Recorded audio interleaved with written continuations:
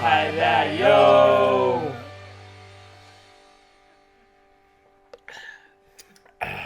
Welcome to another episode of Embarrassed by Night, the podcast hosted by two handsome Vietnamese Balding Vietnamese American comedians. I was just thinking about this. I don't think we've ever gotten through one of these without one of us interrupting the other.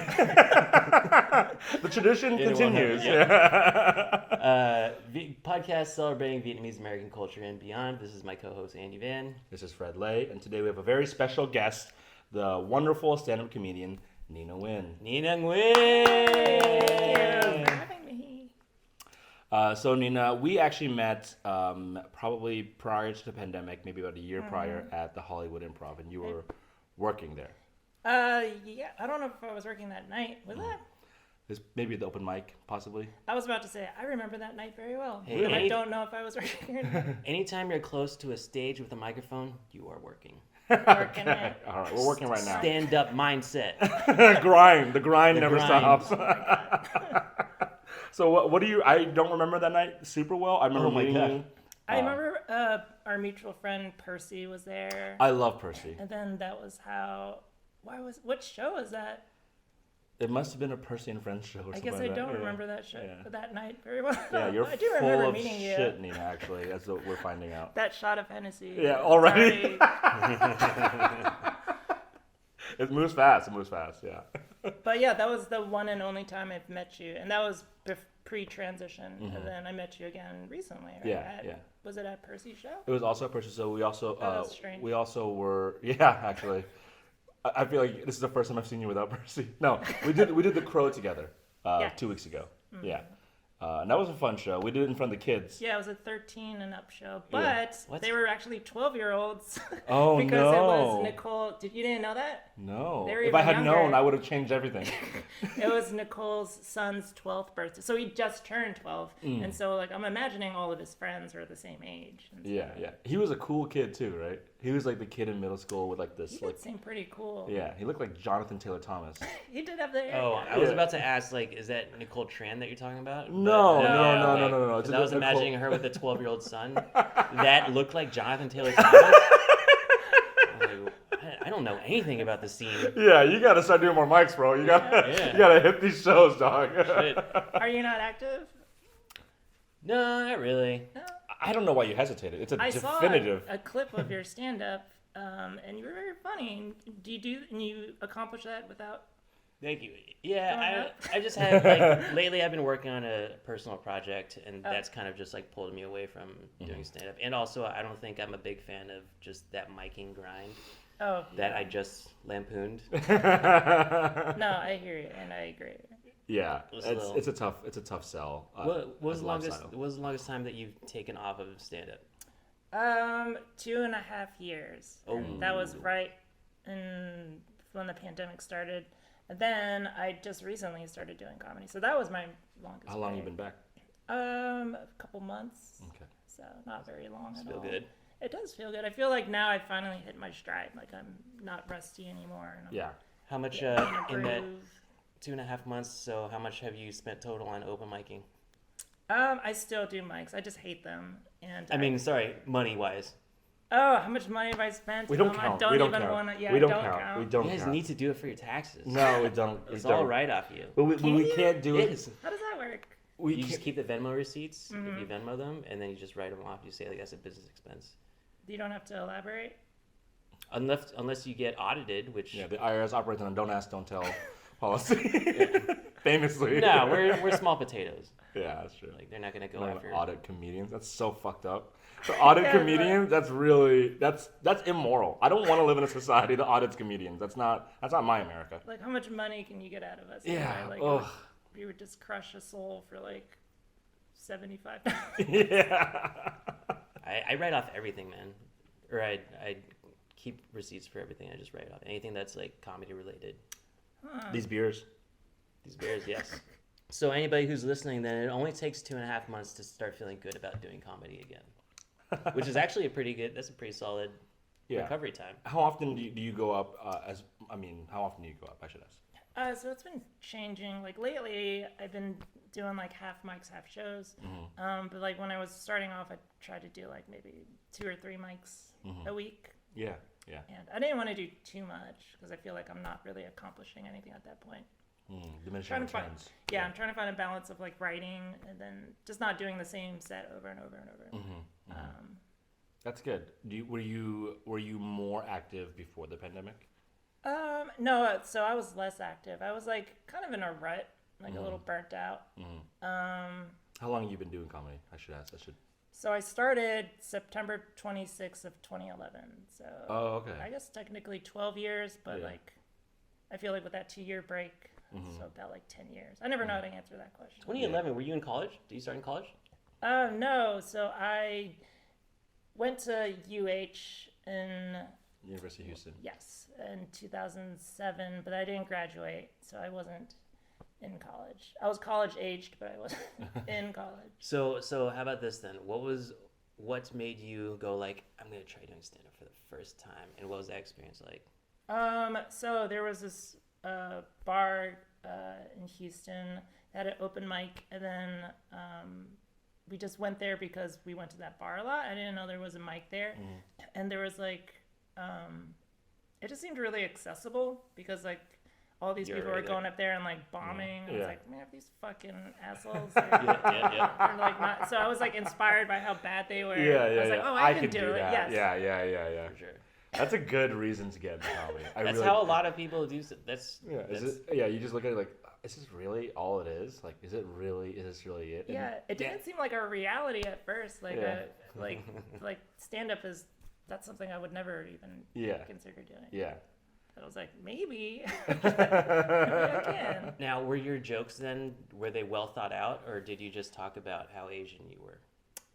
So I didn't, and I listened to an episode of y'all's, and I think you said that you didn't like talking about Asian stuff in the beginning, and I was the same. Yeah. So no, just to answer your question, for like the first year or two, I did like just generic jokes, I guess. Yeah.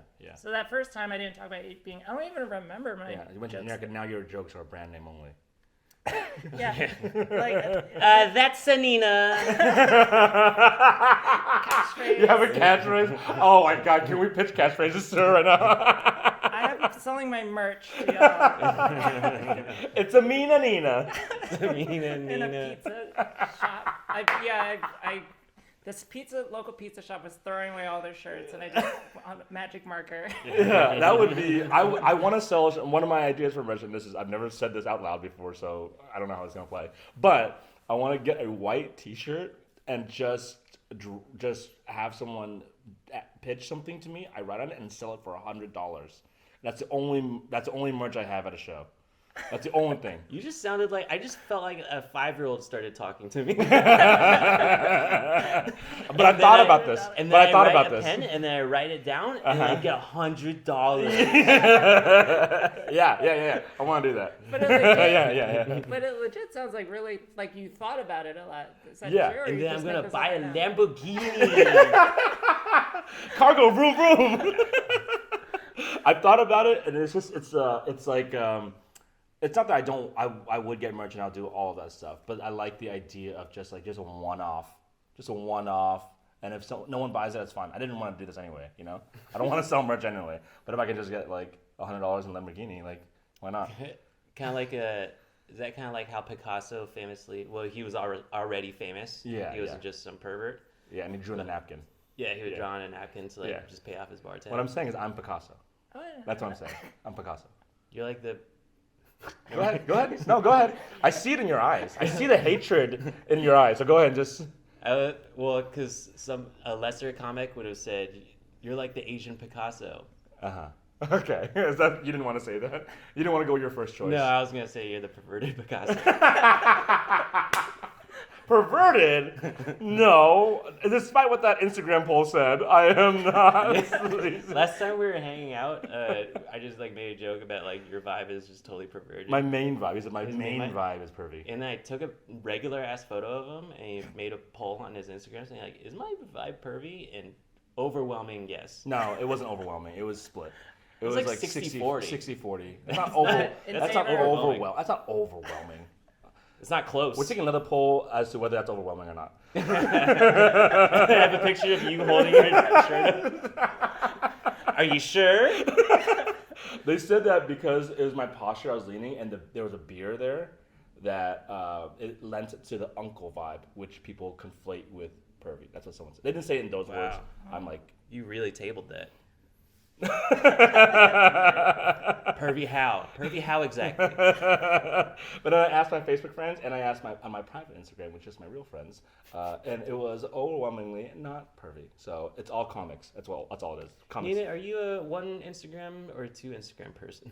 How many am accounts do you have? one, because it's not overwhelming at all. Like, it's all very manageable for me right now. Yeah. No secrets. But I feel like if Oh, is that the reason? I was thinking, like, if you have, like, too many fans, then you can't, like, interact with, like, your friends. But that's not something I need to worry about. Yeah, that's not why. I do it just because my feed is all comics on one, and the other one's just, like, my friends and things, my interests. Mm-hmm. That's actually, like, something I've been, like, conflicted with lately. I'm, like, a bunch of, like, comics are adding me, and I don't know who they are. And I'm like, well, I don't want to, like, not add them. Yeah. If you're polite, you just add them back and then mute them. Oh, that's smart. Yeah, so you do the socially acceptable thing, the socially kind and of thing, protect yourself too. and then you also don't have to see that fucking dog shit. You hate open mic comedians. You hate all of them. And you hate. I don't everything hate about open mic comedians. I just hate the ecosystem of an open mic. Yeah. And like how having to thrive in that world is one of the steps to success. Yeah. Comedy is not fun in that regard. But some people like it. Yeah. What is fun about I don't even remember what's fun about comedy. I think speaking your mind, having ideas, communicate something very specific it's a craft. I like the craft of it. I think that's fun to me. And then succeeding, right? Like it's like immediate feedback. Yeah, that's like you can. That's a very like addicting part of it. That like you created this thing, and then you're like immediately you get to like get the satisfaction from an audience, or not the satisfaction, or not. Usually not for me, but yeah. Which is part of the rush, because like when it does work, you're like, oh shit. Yeah, because it didn't have to work. It didn't have to work. Yeah, at any point it didn't have to work at all, but it does. I love that. I love that in theory, but when you've waited at Boomtown Brewery and you're on your third beer, and you're like, not Fred Lay. How they go out of their way not to pick you? That's really messed up, man. Yeah. I would hate Mike's too. People do that to me. I would really hate what Mike said. And then I realized that I forgot that it was a bucket system. I just wrote down on some random piece of paper that I thought it was a list. Yeah, that's your Picasso. No, I'm sure I'll discover the joy of it once again. But right now I'm just... You're focusing on different it's things. two different worlds, the open mic world. I mean, performing in front of other comedians and actual audiences. Yeah. Like Completely different. Yeah. It's like going to the gym versus running a marathon, right? Yeah, right. But I'm not about to like do a show with some jokes that I've only told myself in the shower. And that's my open mic. Is that what... Well, The rush. But yeah, wash over you? the immediate feedback. Wow, so you're into clean comedy. Yeah. I start out dirty. I start out dirty, late career. Gross. Shower now after the fun. But like touring comedians, that is their open mic, right? Their shows, they like slip in a new joke. Yes. They work it in I'm their jealous of drop that. hour. drop in a lot. Oh Yeah. yeah, true. Yeah. Which is good. That's eventually you want to be that. Like, or for some comedians, like that's one of the goals where you can create this and then like your last 10 minutes are new shit. Yeah, I mean, I now there's ways around it. Now you can just start your own Instagram channel where you do frivolous non-comedy things and develop a following through there. Yeah. And then be like, hey, I'm going to go to Salt Lake City, Missouri. And ruin someone's weekend by doing bad comedy. No, because people love you by then. If you have that many followers, then you can just sell tickets. The bar is a little bit lower. Too, it can go really poorly though, because I worked at lots of comedy clubs, and then at the Houston Improv, I would see this a lot. That like people who are not really stand-up comedians but have like big online presences, they would pack out the show, and we would book them because like they're a draw. Yeah, But then money, they would bomb on stage, even in front of their fans who loved them. Yeah. It was weird. It was awkward. It's so awkward for her. But the first time I saw this phenomenon happen in LA was at the Hollywood Comedy. This TikTok guy, I forgot his name. He had like 3 million followers though, and he put on a free show. I think he done maybe 1 or 2 open mics, and so he put on a free show. He had 2 cameras set up, like straight up Netflix, like just heavy duty cameras with people manning them. He brought his alcohol. He's giving everyone free alcohol. So the line was out the door, and I had just done the show before, and I walk out, and he goes, "You guys want to stick around for the show, man?" Like, cause he thinks we're like real comedians or whatever. I think he's trying to schmooze a little bit. We're like, maybe, man, it's your thing. Like, you know, who's this guy? I've never seen him at this area. And he goes, "Man, it's gonna be pretty raunchy. So I hope you guys so buckle up." And then I was like, did he actually use those words? It was something like raunchy, or it was going to be like pretty intense. Like he indicated that it would be too hardcore for us. It might be too hardcore for us, and I was like, "Oh, I have to see this." Snowflakes. Yeah. He was trying to like, I don't know if it was I was falling into his trap, or he was just so narcissistic. He's like, "It's gonna be pretty raunchy though, so yeah, buckle up if you guys do show up." And I was like, "Cool." I turned into my home and I was like, "We have to watch this." Yes. We have to watch. We went in. He had what's her name? I forgot her name. Rachel Lee Cook. All this Dave Chappelle. Yeah, Dave Chappelle opened for her. What's her name? Dave Chappelle. What's her name? It's a friend of ours, and she's an incredible comedian. And she kills. She thinks she bombed, but she does really good for opening spot. She's hosting the shit out of this. Like it's the room is warm right now. You're ready to go on. How many people are we talking? 45 shoulder to shoulder in a small black box theater, the Hollywood Comedy, right? Maybe 50, right? It was like standing room only. I was imagining the Ha-Ha for a second. Okay. No, Hollywood Comedy, small black box theater. Oh, that's a fire hazard. 44 people in there. Yeah, it is. It was bad. And it was me, the manager at the time, and my friend who I convinced to watch. And the manager like, "I don't know what's gonna happen. Like, he paid for the room, so he has it." The first thing he goes, "So I was fucking this bitch, right?" Dead silence. Just completely silent. Nobody's like, everyone's like, "Okay, what's the joke?" And he proceeds to bomb for 30 minutes straight. 0 laughs. And each joke is worse. At one point, he does an Asian accent. And I'm like, and you can tell it's about to come. I'm like, "Please do it. Do the fucking Asian accent. Do it. He does it, and he goes like, Miyazaki. And no one's... Miyazaki? He shouts out, Miyazaki. Hayao Miyazaki? Hayao Miyazaki. He's like pro-Asian in a very racist way. Spirited Away, masterpiece. Yeah, super racist. People are visibly uncomfortable. They're turning. I can see their backs. You can hear me and the guys in the back. Every joke, we're dying. Mm-hmm. This is insane. Every time it's like a joke, pause, no laughter, and then we burst out laughing. Like, oh my God, he keeps going. It sounds like so much fun. It was so fun. So there were your laughs, and then they were delayed. They were delayed because I'm laughing at the lack of laughter. Yeah, of course. Did the guy acknowledge you guys at all, or was he just sweating through it? He's like a serial killer. He just barrels through his material. And it's actually like admirable. It was admirable, actually. Like, you need a little bit of that in comedy to just be able to barrel through. Didn't acknowledge that he was bombing once, and just a bunch of rape jokes, a bunch of domestic violence jokes, a bunch of racist jokes, just terrible, not well crafted. Didn't read the room. It was one of the most funny incandescent experiences I've ever had. It was out of body. I was like, "This is incredible." Yeah. 30 minutes straight. The lack of self-awareness to continue to go and to not acknowledge that you're bombing. I wonder if he thought he did well. Like with your laughter, the comments in the back. I mean, let's check in on him. You can find him. You can find him on Instagram. Nina wins. Nope. This was pre-transition. I was a very raunchy comic back then. I'm different now. This is not representative of me now. You had to transition to just get over that. That's why you transitioned. I had to rebrand. I gotta jump ship. So I'm glad you brought that up. I'm sorry. But you packed the house out. You're a draw. You're definitely a draw. With 38 people. Yeah. And you got Liquid Death to sponsor? That's pretty cool. That was really impressive. Yeah, I gotta see that tape. I'm sorry for stepping on the punchline. I did not. It's okay. I was going to say a different mutual friend. Oh, okay. I'm glad that we both had the same idea, though. Yeah. Like, this time. Now's the time, too. Have y'all ever done like a mixed mic or a mixed show and followed like have. a poet who was like very serious? Spoken word. Yeah. It's weird.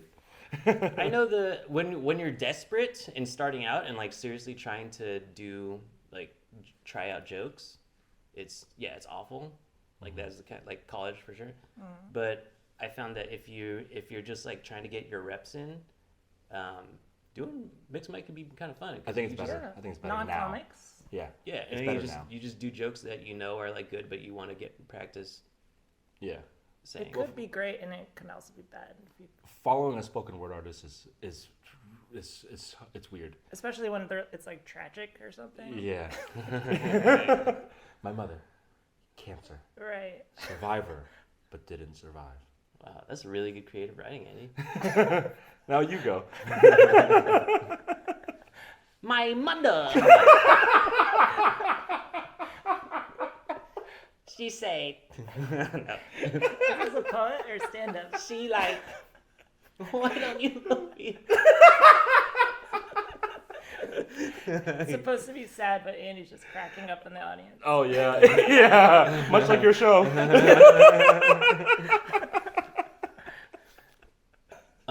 Nina Nguyen, what was the worst time that you bombed? Oh my God. Besides that show, I don't know. It's bad that I don't have like a thing that stands out because there's so many to choose from. In Houston, I opened at a club for the very first time. I was under a year in experience, and I was very excited about it. But I have and to this day, I still have this problem with like memory. I have a really hard time remembering my set and remembering jokes, and these were all like relatively new because like I was 8 months in or whatever. And then I was opening for this comedian that I looked up to. His name's Slade Ham. He was like just one of the local headliners. And I asked him, I was like, hey, do you have any advice? Like I always look at my set list and like I want to be professional, you know, I want to make a good impression at this club. And he was like, so just take the set list and put it in your pocket. That way, because if you have it on the stool, you're gonna look at it. So if you put it in your pocket, you're gonna not be tempted to look at it. But if you need to, then you can pull it out. And I was like, that makes a lot of sense. And then I go up and it's like a Christmas party and everyone's drunk and nobody wants to sit down for comedy. And so they have to get like corralled into it. So it's already bad. They're not wanting comedy. They want to talk to each other and catch up to each other. Yeah. And then so like the manager's like, hey guys, you have to sit down. Like, and then they're all like grumbling and sitting down for the comedy show. And then of course my first two jokes don't work. They bomb. And I don't acknowledge it. What were the first two jokes? This was so long ago, I don't really even remember. Okay. My mother. It was great. That should have worked. Yeah, it was this fucking crowd. And I didn't acknowledge it. And then I got so shaken up that I like went to pull out my set list. And I was like, and when you hold your notes and you're nervous, you can see extra that your hand's shaking because the paper is like elongated and it's like an extension of your arms. So it's like fanning. We know. And then none of my jokes are working, but then I keep putting it back in my pocket, and then I keep forgetting. So every joke I pull it out, and then I put it back in my pocket. Oh my god! And I'm not acknowledging that I'm doing poorly. And then and it was for like the military. It was like oh my god! It was the Navy, I think. And then they start like blowing. One guy just starts like blowing into a beer bottle. I don't know what this means. If there was like some Navy shit. General disrespect. It was like the jug noise. Like this one. I don't know how to do it. Yeah. He starts doing that. It's very distracting. And I was like, is that some Navy bullshit or something? And then now they went from like, now they hate me. Yeah. Oh my Before god. it was like, kind of feel bad for this comedian, but now they like actively hate me. You turn them against you. And then, I just bombed completely. And then Slade goes up after me and crushes. Nice. So I couldn't even like blame the audience. Like, Yeah. Well, he you were took in a us tough on it. situation. were You were young, in a situation where you Yeah. somebody with way more experience Right. should have had that job. He was crowd working, and like they loved him. And But it's a good learning experience. You have to get these reps in, or these reps in, right? These type of reps. What was the biggest lesson that you learned from that? I don't. Fuck the Navy. Yeah. Air Force all the way, bitch. That comedy is terrifying, and it shook my resolve to keep going. I don't know if I learned anything. I learned that I'm a weak person. Yeah. It made me want to quit. But I have a weak didn't. constitution and I shouldn't be doing this at all. I guess don't fucking put the set in your pocket and acknowledge that you're doing poorly, or just be in the moment a little bit. You know Mopeba. I just know how to count to 3. I don't know. I didn't know that was a toast. Do you know Bohm? Boom, no. That's I was cool. telling Anthony, I'm so sorry. I was talking to Andy, and he was like explaining what did you call this? Like, it's like a street Asian hangout. There was a word for it. Nyậu. And then I said on a 1 to 10 scale of like how much I know about Vietnamese culture, I'm like a -2. It's very Americanized. Well, this is part of it, and welcome to this part of Vietnamese culture. Where'd you grow up? Well, I was born in New Jersey, and I lived there until I was 18. And then I moved to Houston, Texas, and lived there for a good while. Yeah, and then I moved to LA. cool. So I'm from like 3 different cities. Got it. So So I can imagine like going to Houston, like that was the first time that you kind of got close to Vietnamese people, or like in the proximity Yes. of them, right? Yeah, there's a lot more Vietnamese people, but most of my friends were Mexican actually. In Houston? Yeah. Houston Viets are, as you probably know, very intense. Yeah, they're fun. They They work hard. work right, very hard, and the Houston Viets, like, They party hard too. yeah, they became very successful very quickly. You know who Johnny Dang is? Yes, I do. Houston, Grills. House of Hose, that show on HBO. I don't know much. I've seen like the flyer. They tried to I make was insulted that there was part of the demographic for Oh. what they thought.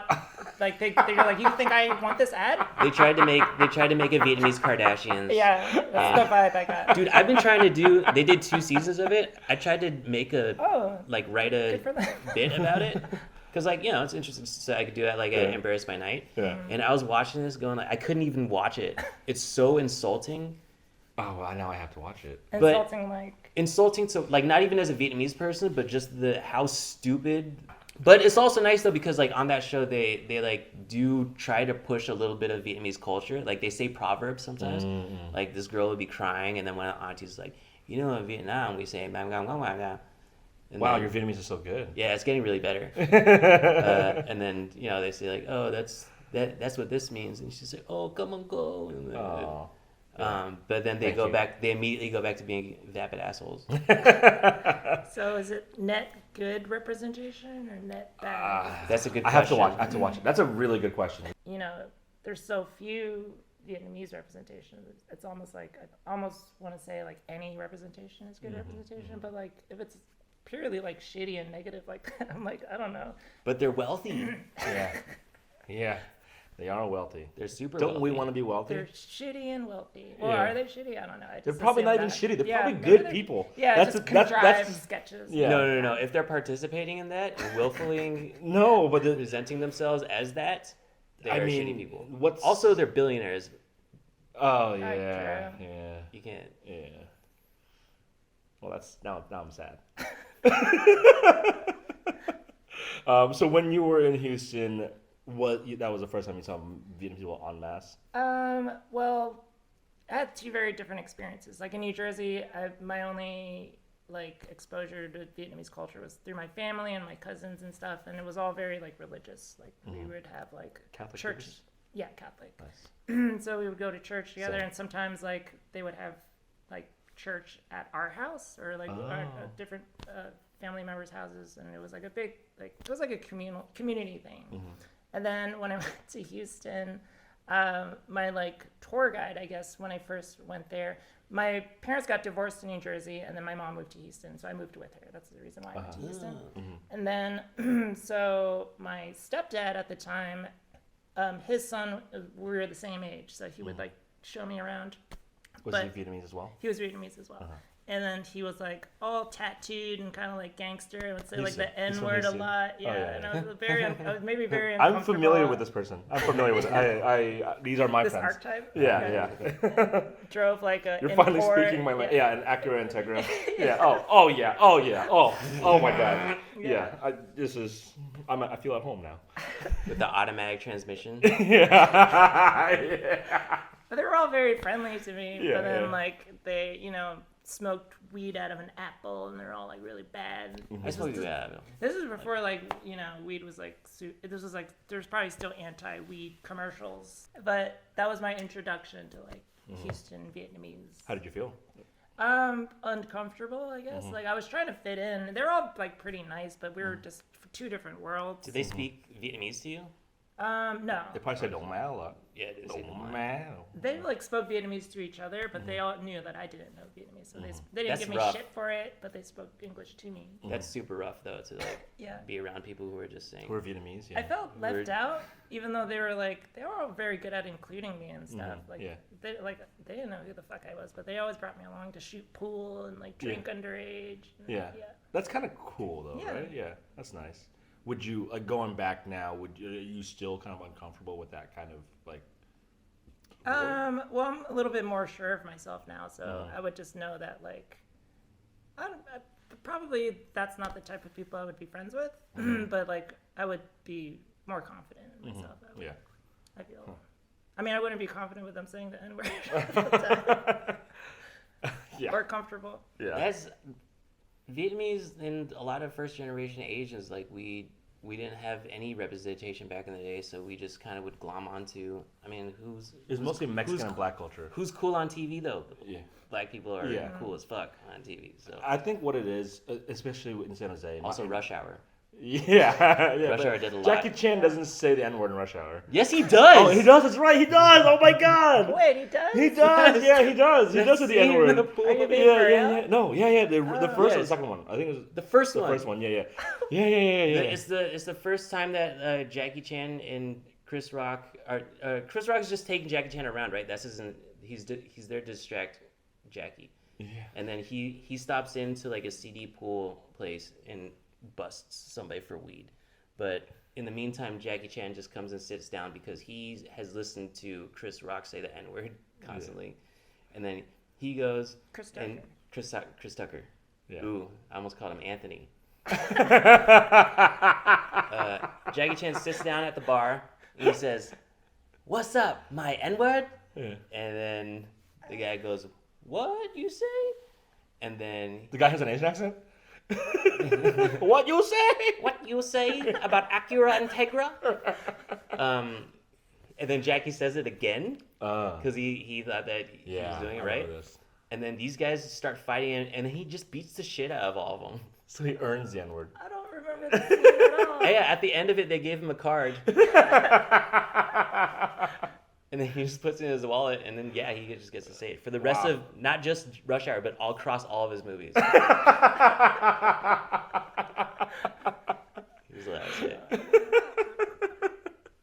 But yeah, that black and Asian relations. Like, It's close. so- I think for San Jose too, and I think Houston is an example of this too, is that a lot of Vietnamese people and like Mexican people like hung out a lot. There's a lot of intermixing there, and Mexican people will readily use the N-word. In San Jose, especially where we grew up, like the Vietnamese and the Mexicans hung out, and the Vietnamese learn it from the Mexicans who don't give a shit about the N-word at all. They don't care at all. They're not gatekeepers.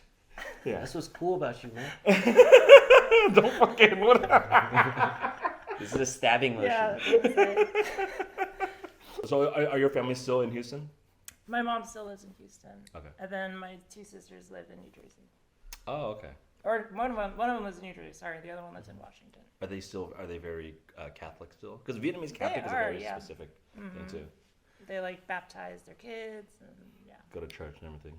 As far as I know, yeah. So you mentioned that you didn't really start off like talking about your Asianness in your stand-up. How much do you use it now? Not much, but I do talk about it a little bit. lately it's all been like trans stuff. And then, so I just went all in on trans things. But just recently, I just started like doing some of my older material, and some of that includes like Asian stuff. So it's like maybe like 80, 20, 80% being trans. 20% non. Asian and other. Asian and other, yeah. And then whatever's left over is just shitting on white people. No, it's 100%. Yeah, that's all. Actually, all of it's under the umbrella. Yeah, it's true, right? At the show at the Crow, when I saw you do your set, you did a series of jokes, and then at one point you said, "This is another trans joke." Yeah, I'm a little self-conscious about it because, like, I don't think you should be. Your jokes are your jokes. I think you should just. But it was funny when you acknowledged it, and I was like, oh yeah, that's 10 minutes. Well, shut the fuck up about it. Luckily, they're all well-crafted jokes, and you're really funny. So that helps a lot, I think. And that's the beauty of stand-up, really, because there's so many fucking stand-ups anyways. Yeah. Like, so you go to listen to this person's story. Yeah, exactly. Yeah, your perspective is important and funny and well done. Like it's great. And I mean that's why you keep getting booked. That's literally why you're here right now. Wait, why am I here? It's actually just because you're Vietnamese. The rest of it I don't give a shit about. I was about to say, like, how many Vietnamese comics are there? Yeah, we're running out. We're running Scraping the bottom of the barrel now. We're going to people who are a quarter. It's like, yeah, I think my dad's mom. Once fucked a Vietnamese man. That's nice. Nice role reversal. Yeah, I'm about representation. Yep. Well, I'm glad I made it in before that. Yeah, just barely though. That's this the next. next. Yeah. Do you still like go out and enjoy Vietnamese foods, and how do you stay close to that culture? Do you at all, if at all? It's not like you have to. You don't have to. I kind of don't. Like, I don't have any Vietnamese friends out in LA. No, we're not. No, it's okay. Oh, I'm sorry. No, we're not. Not yet. Nah, we're good. I haven't found, like, in Houston, there was like amazing Vietnamese food, like an abundance of it. Oh my but God, I it's haven't so really good. found anything in LA yet. Nah, LA sucks. But San I would Gabriel love to be Valley. told. San Gabriel Valley is where That's it's what I at. keep getting told. Yeah, and there's spots here and there. Pho 87 is one I always. I'm still a big fan of like Chinatown. Yeah, Chinatown has. Has Vietnamese? Relative to the rest of LA, it's the best. But relative to San Gabriel Valley, it's like, San Gabriel Valley is just it's where the people are, right? So, that makes sense. And then Orange County, obviously. But So you gotta drive. yeah, you gotta drive a little bit. But Can't around DoorDash it. Koreatown, you do not want to get the pho there. The broth is done Korean style, and Korean style is like they usually have plates of things. So it's not like all in one bowl like how we're used to. Like it's not the onion. So it's like you put the meat is on one plate, and then the onions are on another plate, and you're supposed to like build it because that's the way that they're used to having their table. And it's sweet. The broth is usually a little bit sweeter than normal, and I'm not really a big fan of that. It's not right. Yeah, but I mean, people in Vietnam will say that our pho isn't right. That's true. Anybody will say that their Oh, Chinese is right. interesting. I think like Vietnamese American pho is a very specific type of pho too. That's also too sweet. That's it. That's Really? the criticism that we get. I'm supposed to go to Vietnam this winter. What? Yeah, for the first time. And then with my mom, she's going to show me around. We were supposed to go last year, but then we wanted to go all as a family, but then our schedules didn't align, so we pushed it to this year. That's gonna be amazing. Your mom is a war refugee? Yes. Okay. She moved out here. And the fact that she Settled in New Jersey. still in New Jersey, but that might not be through choice, right?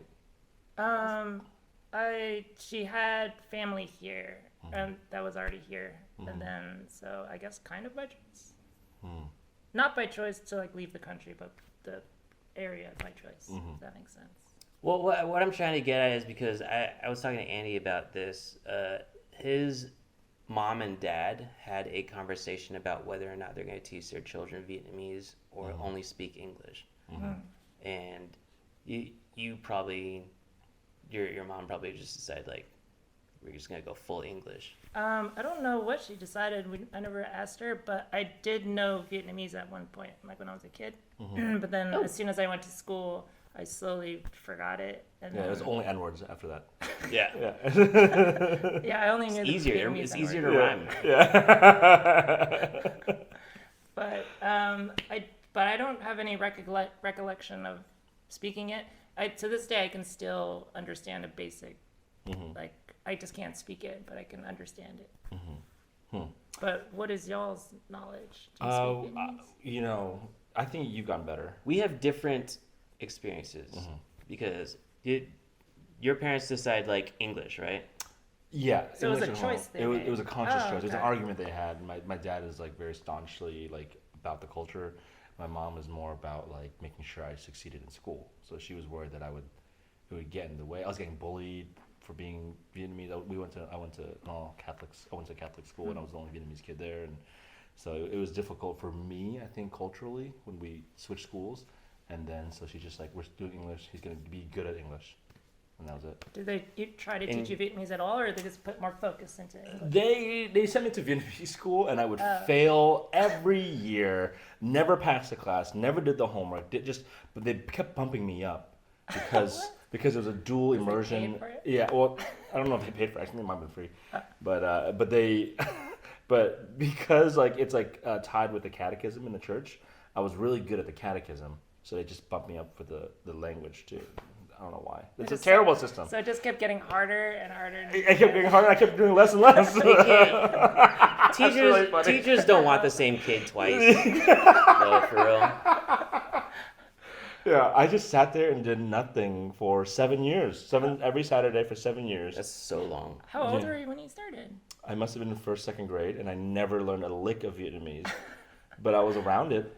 I think at some point in high school, I started like everything just kind of like settled in, and I was like, when I was learning Spanish and understanding grammar and construction of grammar in a certain specific way, especially in Spanish, that ability to learn language clicked with Vietnamese too. And then all of a sudden, it's just like the floodgates opened, and I still would fail, but like, it became easier. That's interesting. Like so late in life, it all of a sudden clicked. Yeah, it was weird. But now it's easier because you can actually like go on YouTube or like see that there's a reason to know that language because there's like a couple movies on Netflix that.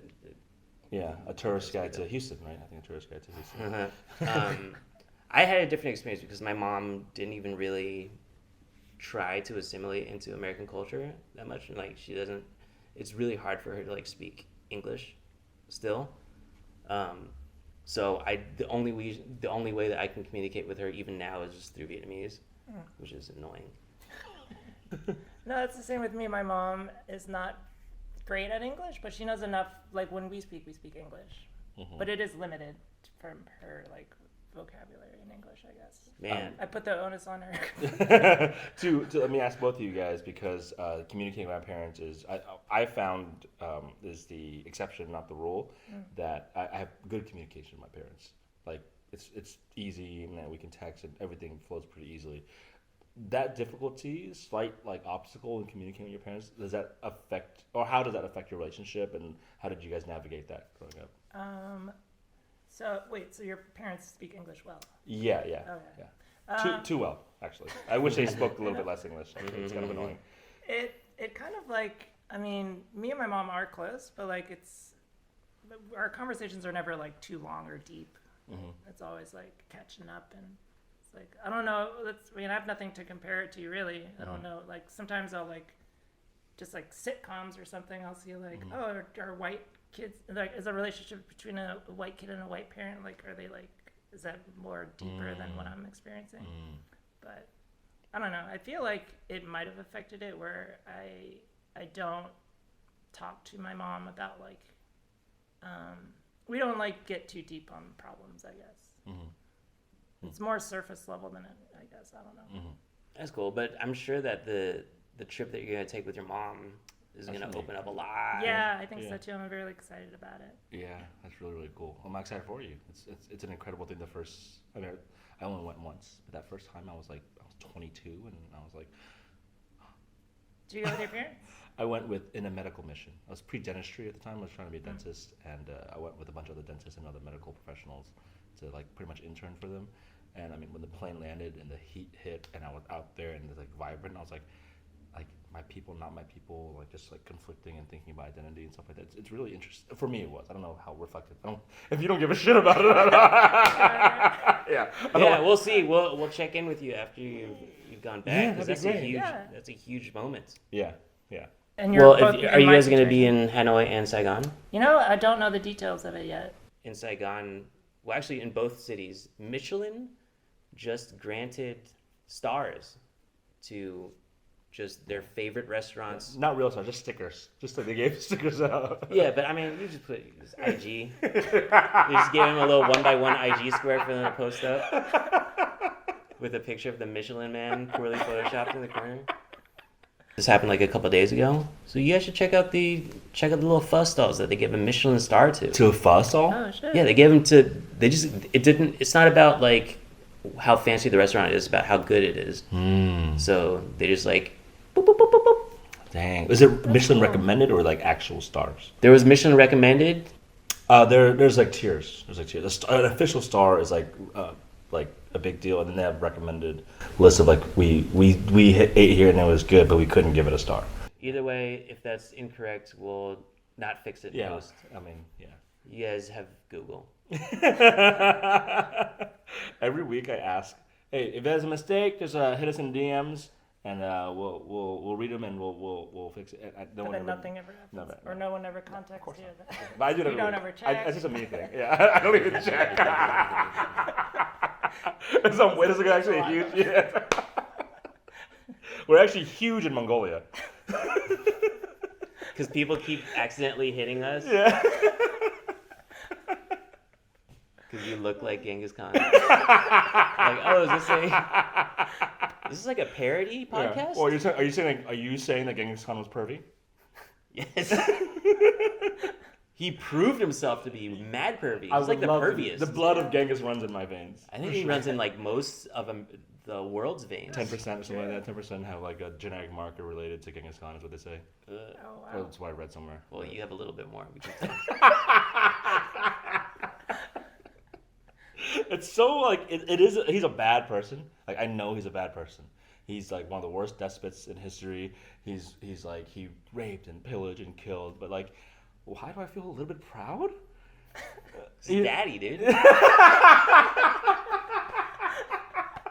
can see why. Daddy. I have huge daddy issues with Genghis Khan. Yeah. That's okay, man. I'm still working through it. It's tough, man. It's tough. My therapist really. Nina, what's your favorite thing about being Vietnamese? I feel like that's like a white journalist just trying to like connect with me on something. That you don't even care about? That you don't even actually care about? And follow-up question, how do you spell Vietnamese? I don't know. No, sorry. That was a sincere question because usually on thus far on our show we've had like people who are like very deeply connected with Vietnamese culture. So we were able to like yell out like "Oh man," do these things. But it's very refreshing to see somebody who like doesn't have that deeply of a connection. 100% agree. Yeah, it's nice. You're one of my favorite guests so far. I think just because of your perspective is different. It's different. Yeah, we haven't thrown out "Oh man." We did a couple. We did a couple times. We did. Oh, did we? Yeah. I thought it was more Not N-words as than it was. many. Yeah, more N-words though, for sure. Yeah. Not as many nomads as usual, but definitely way more N-words than normal. And that's what Nina brings to the table. You're welcome. I like that it's when I grew up here, I was kind of just lost. Like, and we touched on it a little bit that there was no culture to grab onto, but then there was. I just like took it for granted. It was like it is culture. Like I feel like I still don't fully appreciate like the Vietnamese culture and like where my family comes from, and that's a big part of why I'm taking this trip to Vietnam too. And is that a favorite thing? I don't know. No, I think it's good. I think that's good because it's like a process still, right? Like seeing you in flux as not maybe coming to terms with, but understanding or figuring out if there is anything to understand about being Vietnamese. Like that's really interesting to me. So thanks, Nina, for coming over today. I appreciate it. Do you have any? You're great. This was fun. This is the most fun I've ever had. Ever? Ever. ever on this podcast. Probably yes. top 3 guests. Yeah, definitely. say. How many guests were there? It's 2. So many memories. So many Even memories we cracked made. the Let's recap the kinds of joy that we had today. So much joy. I'm sorry my gun fell out of my pocket. It's normally never loaded. It was so embarrassing. I'm sorry. Yeah, the neighbors are going to be mad, but the show must go on. So I'm glad we kept rolling. We definitely got that. Okay, Nina, do you have any shows you want to promote? Any projects you want to plug? Sure. I have shows at the Crow coming up. I'm not sure when the dates are. There's a couple in June. I'm at Flappers on the 23rd. On my Instagram, Nina Nguyen. I'm pretty up to date on my shows. I don't remember. I appreciate it. Thank you so much, Nina. Thank you to my fellow balding comedian, Fred. Until next time.